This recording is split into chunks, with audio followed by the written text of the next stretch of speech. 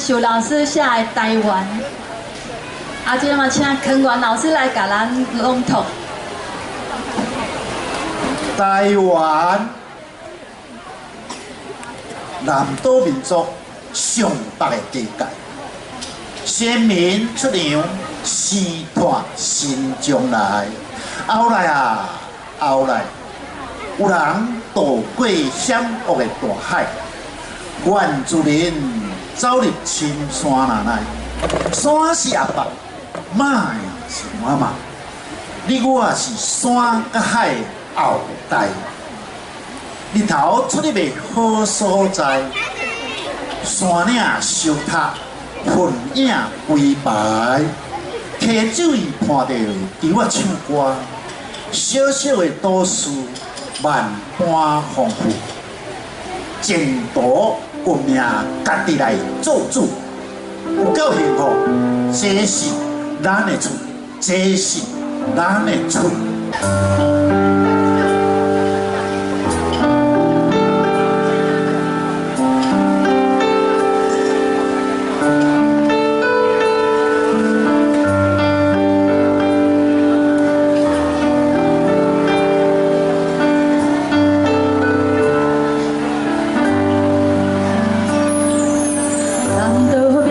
上北的地界，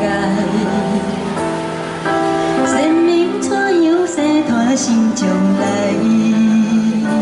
后来，